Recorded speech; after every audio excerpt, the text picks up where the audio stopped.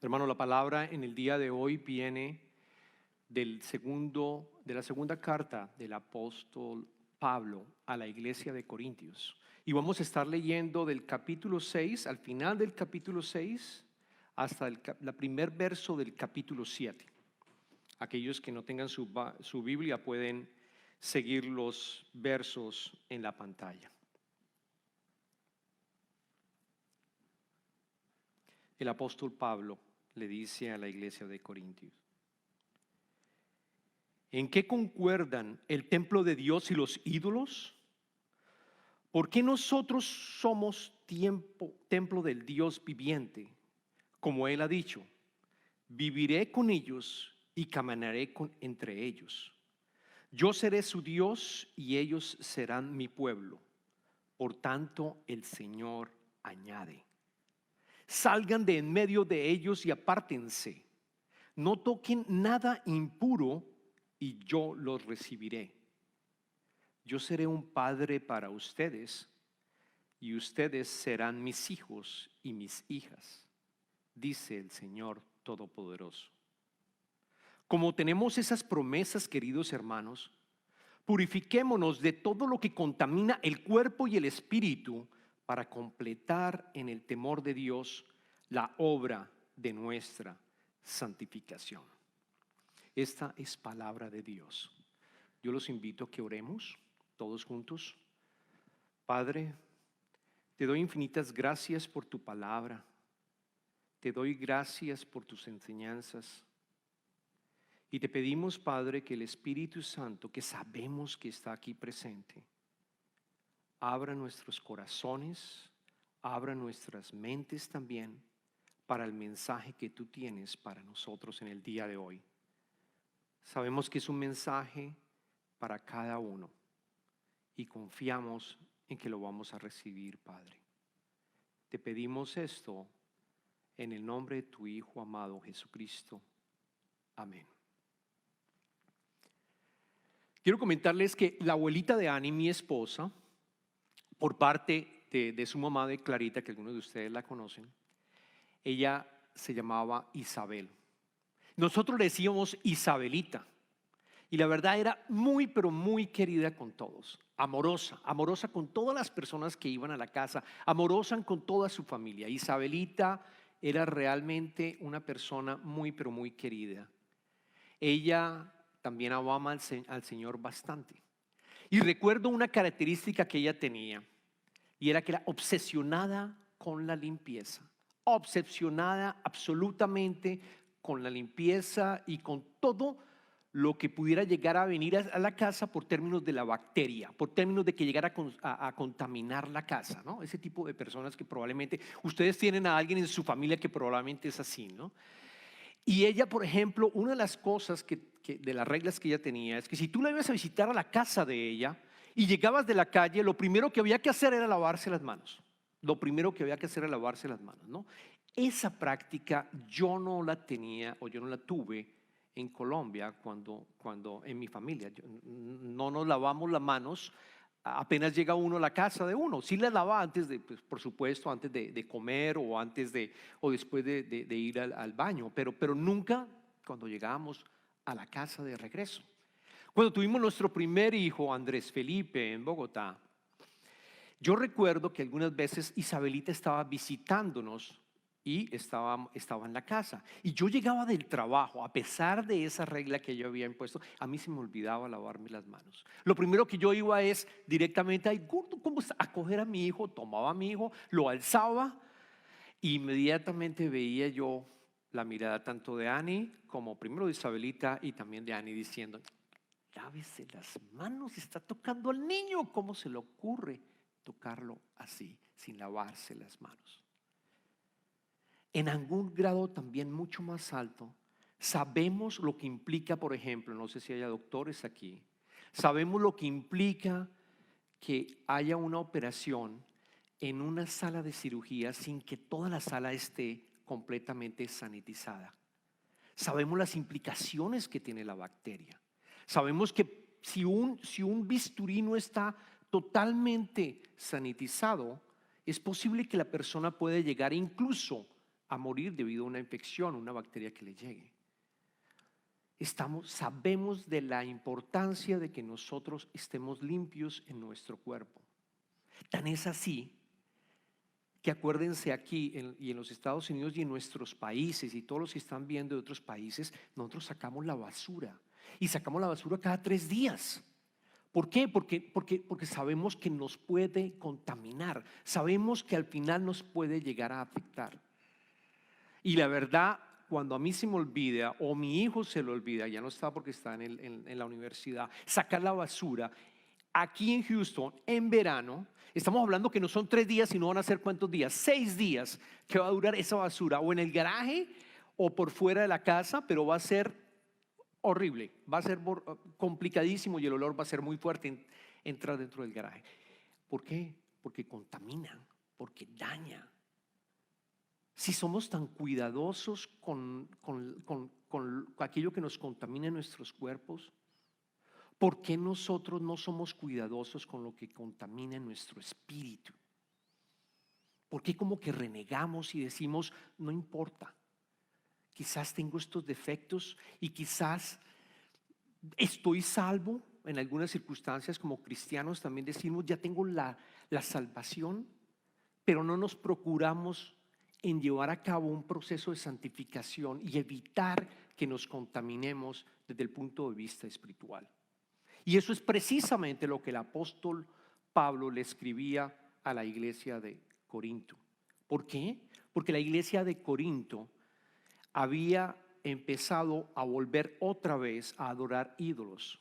Había empezado otra vez a llevar a cabo una serie de alabanzas a ídolos que no eran, obviamente no eran paganos.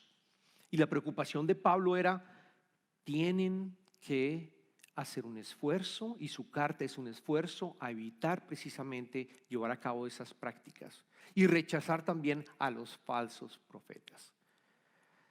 En el capítulo 6 que nosotros acabamos de leer, el apóstol Pablo le dice a la iglesia que hay unas promesas de las cuales nos permiten continuar con el proceso de santificación. Y la razón por la cual lo dice es porque la presión que recibimos nosotros, la presión de grupo que recibimos es muy, pero muy fuerte en todo segmento. Si nosotros no nos cuidamos, esa presión de grupo empieza a afectar de cierta manera tus creencias, y los mismos psicólogos y en algunos casos dicen que empiezan a cambiar tu forma de pensar, empiezas tú a cambiar incluso de lo que tú crees. Por eso es importante guardarse y tener de cierta manera, protegerse para evitar que esos cambios lleguen a afectar tu caminar espiritual. Yo recuerdo cuando, por ejemplo, llegué aquí a este país, a Estados Unidos, al principio con nuestro hijo André Felipe, comprábamos ropa no necesariamente de marca. No somos personas que compran ropa de marca. La verdad, nada extraordinario. Así que le comprábamos a nuestro hijo ropa de Target. Target es una tienda como todos la conocen acá. Había una marca que se llamaba, si recuerdo bien, se llamaba Cisco, si no estoy bien, pero era una marca en la cual no era tan costosa. André Felipe continuó y a los 10 años, recuerdo claramente que empezó a decirnos, yo no quiero vestirme con esa ropa, papi y mami. No, pero ¿por qué no, hijo? Todo el mundo en mi colegio usa Abercrombie. Era una de las Abercrombie. No, yo quiero tener esa ropa. Yo no me quiero sentir diferente. Papi, y lloraba.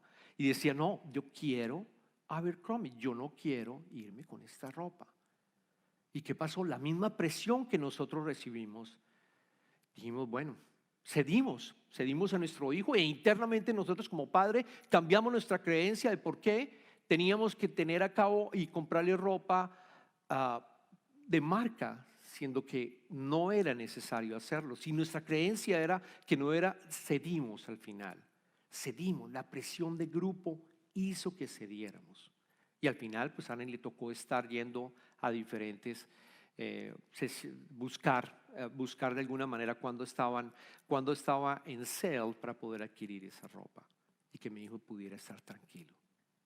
La presión de grupo es algo que te cambia y que es peligrosa. Hace 2 semanas aquí en la iglesia hicimos un evento. Algunos de ustedes vinieron. Hicimos un evento de drogadicción. 2 señoras contaron su experiencia de sus hijos. Entraron en drogadicción. Todo comenzó con marihuana. Todo comenzó con marihuana.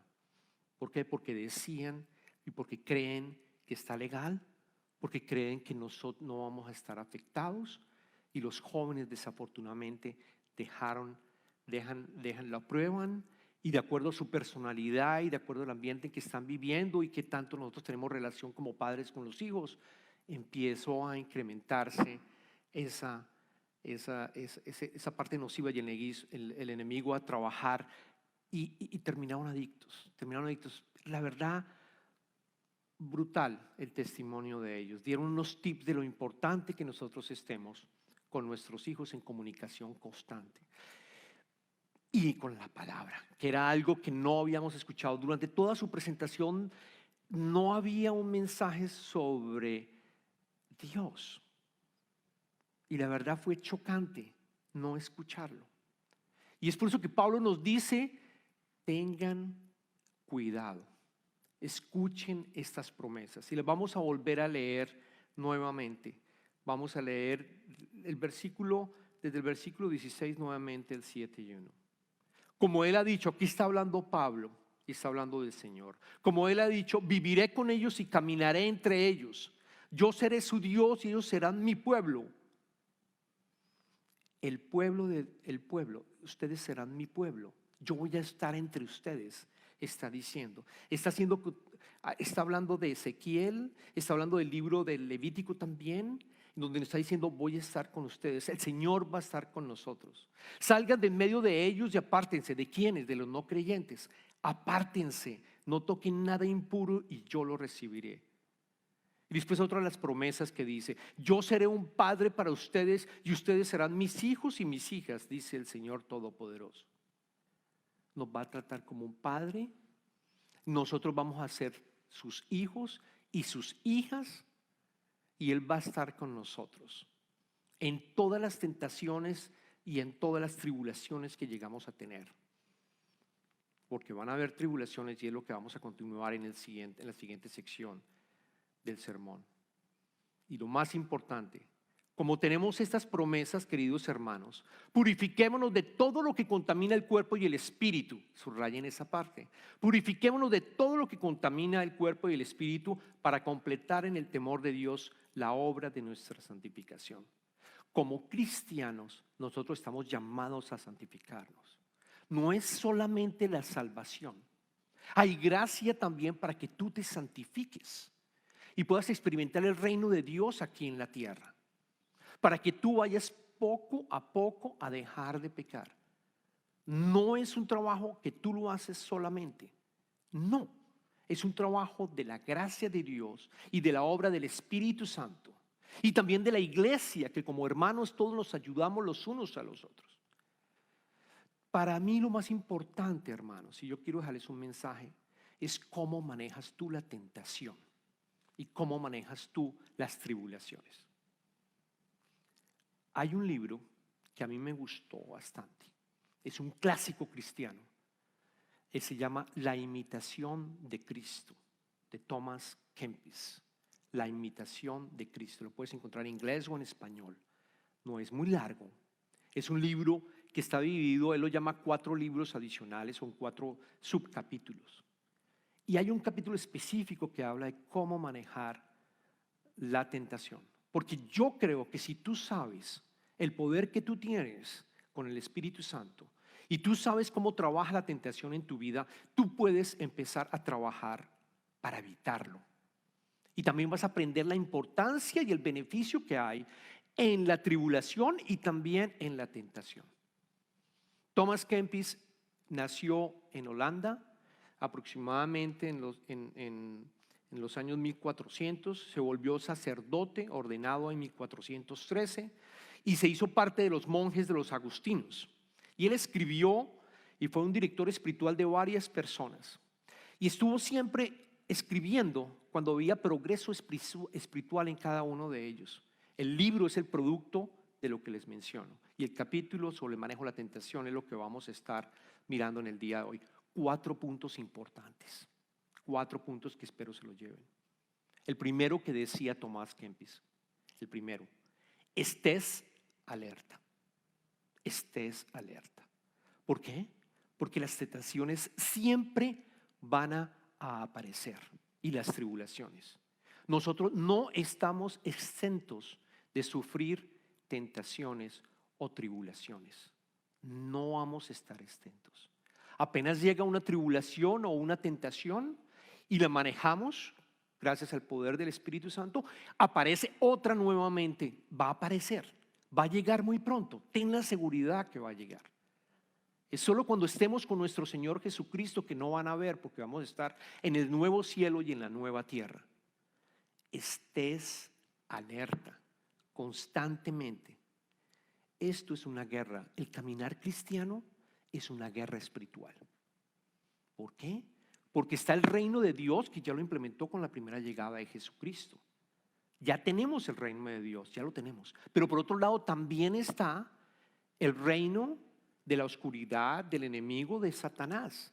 Vivimos en 2 reinos, por decirlo así, que no son comparables. No hay nada comparable con nuestro Padre. Es mucho más santo, no hay nada.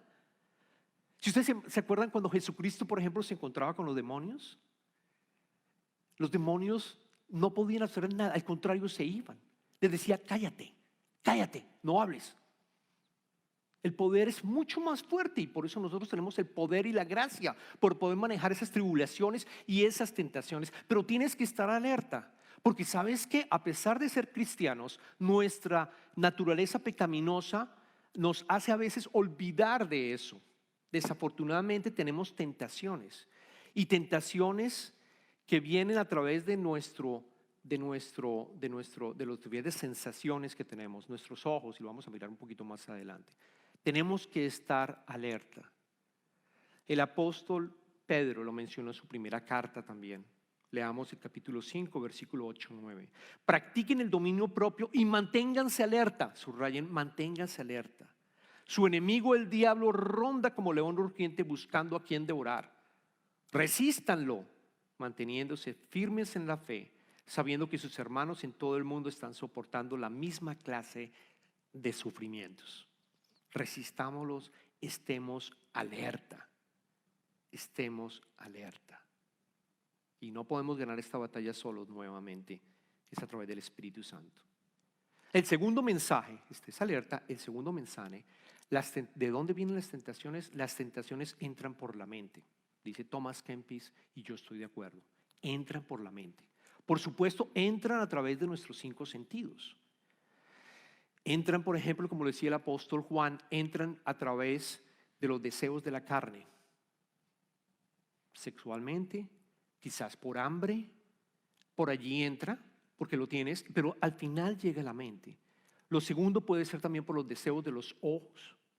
O, como lo decía el apóstol Juan, la codicia de los ojos o la arrogancia de la vida. En esos 3 puede llegar, pero en todo caso se forma un pensamiento. Hermanos, se forma un pensamiento y es en la mente. Así que él dice, páralo. Cuando vaya a tocar ese pensamiento, cuando llegue la tentación, que como que llega a una puerta y toca, no la abras, no abras la puerta. No permites que entre, es lo que dice Thomas Kempis. En ese momento tú dices, chao. No, esto no viene del Señor. Esto no es santo. Esto no me va a hacer bien. No voy a abrir la puerta. Porque el momento que tú la abres, ¿qué pasa? Empiezas a fantasear. Empiezas a sentir placer por eso. Quizás sexualmente, y el mismo Jesucristo en el Sermón del Monte lo dice, cuando tú empiezas a desear a alguien sexualmente, has pecado. Incluso Jesucristo vaya, porque sabe que nuestra mente es poderosa. En el momento que yo tengo imágenes o pensamientos malos, les aseguro que si sigo gozando de ese pensamiento y sintiendo un cierto placer, voy a estar trabajando para lograrlo, desafortunadamente. Luego tenemos que evitarlo. No lo dejes entrar. No permitas que entre. En la charla que les comentaba de las señoras, yo les decía a los hijos, ustedes tienen que decirle a sus hijos, no permitan ni siquiera probarla. Porque, hijo, es como que alguien abre una puerta, tú te das cuenta que no es esa persona que tú querías y tratas de cerrarla, pero esa persona coloca el pie. Y tú tratas de cerrarla y el pie está allí. Y es un pie más fuerte que el tuyo, quizás porque estás débil. Y no puedes cerrar la puerta. Ya entró, ya entró, ya entró. So, Thomas Kempis nos dicen, cuiden su mente también, porque por allí llegue. Tercero, no todo es malo en referencia a las tentaciones. Y esta parte me gusta, y en las tentaciones y en las tribulaciones. Él dice, las tentaciones y tribulaciones revelan quién verdaderamente eres. Crudo, pero es cierto. Él dice, y yo lo creo, que nuestro proceso de santificación es básicamente un proceso en donde podemos darnos cuenta quién realmente somos. Porque en el momento en que tú empiezas a decir quizás y vivir en autoengaño diciendo, por ejemplo, yo no soy mentiroso. Yo me considero una persona que no soy mentiroso. Y lo dices públicamente y bueno, vives en autoengaño quizás, porque pasan 2, 3 días y es solamente que un hermano o una hermana se dé cuenta y dice, oye, pero tú dijiste lo contrario. ¿Cómo tú has mentido? Más mentiroso cae, como es el dicho, más mentiroso cae un cojo que un mentiroso que un cojo. Rápidamente te muestra el Señor que no eres así, que quizás tienes que trabajar en eso. En inglés es como self-deception and self-awareness. Es como yo estoy en autoengaño y a través de las tribulaciones y a través de las tentaciones yo paso a entender quién soy yo, cómo estoy yo, dónde debo de trabajar, dónde yo debo empezar a trabajar y pasar al siguiente paso desde el punto de vista de mi proceso espiritual. ¿Cómo puedo recibir más gracia para continuar este camino espiritual de cristianos? Muchas veces, por ejemplo, digo, yo no soy chismoso, ahí va algo otra, yo no soy chismoso, no soy una persona chismosa. Solo falta que empiecen a hablar de alguien del que tú quieras de pronto escuchar y tú te asomas y empiezas a decir algo y empiezas a caer en esa tentación.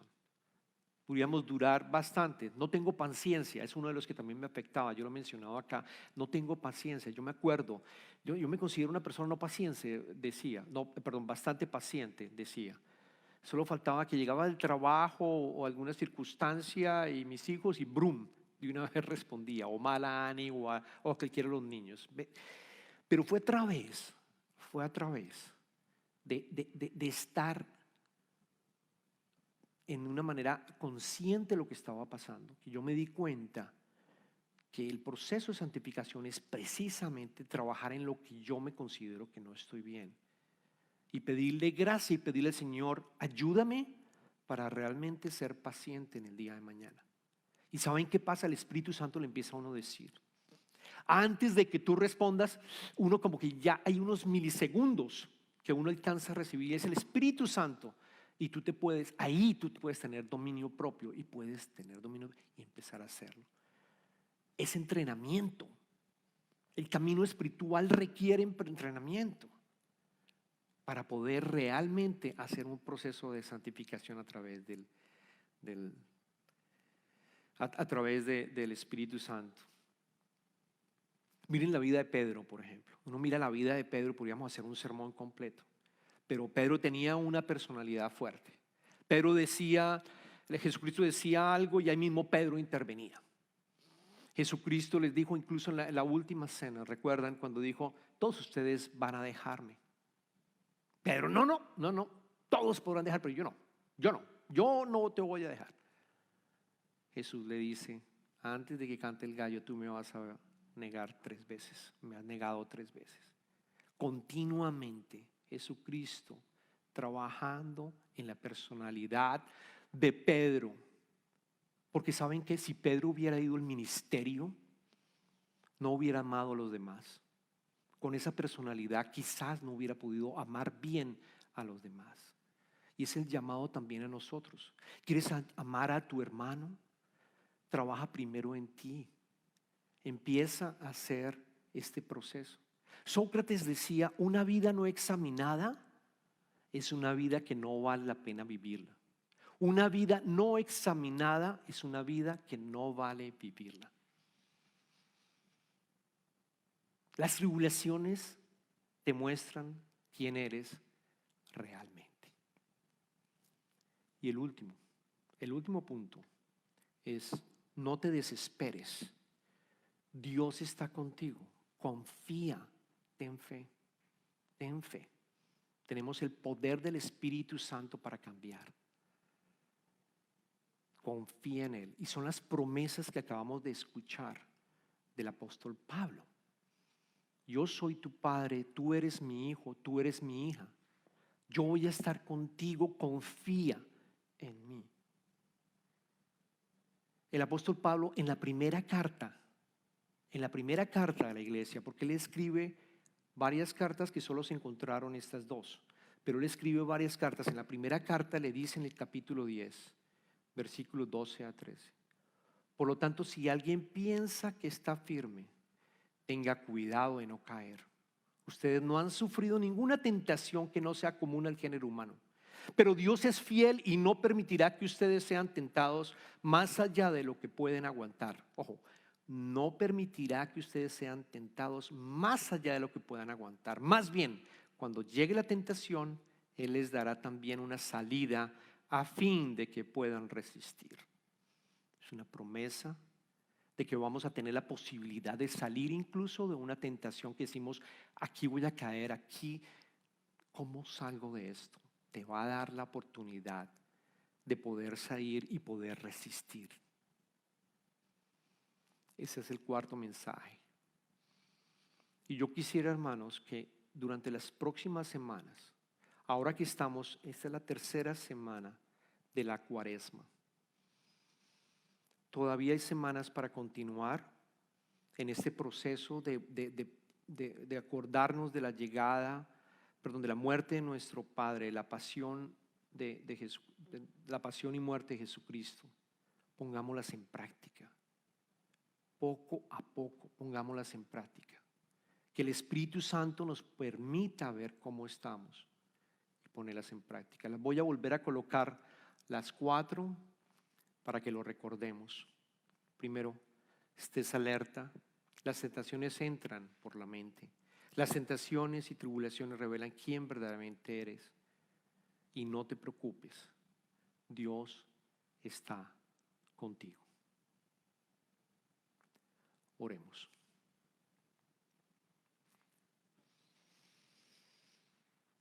Padre misericordioso, te volvemos a dar infinitas gracias por el apóstol Pablo y por sus cartas a la iglesia de Corinto. Cartas que podemos aplicar hoy en día a la iglesia de hoy. Carta que podemos aplicar a nuestras vidas, Padre. Y en estas series que estamos trabajando de tener reverencia hacia ti, yo te pido que nos ayudes a entender que las tribulaciones y nos ayudes a entender que las tentaciones nos permiten también entender quiénes somos en ti y en nuestro caminar.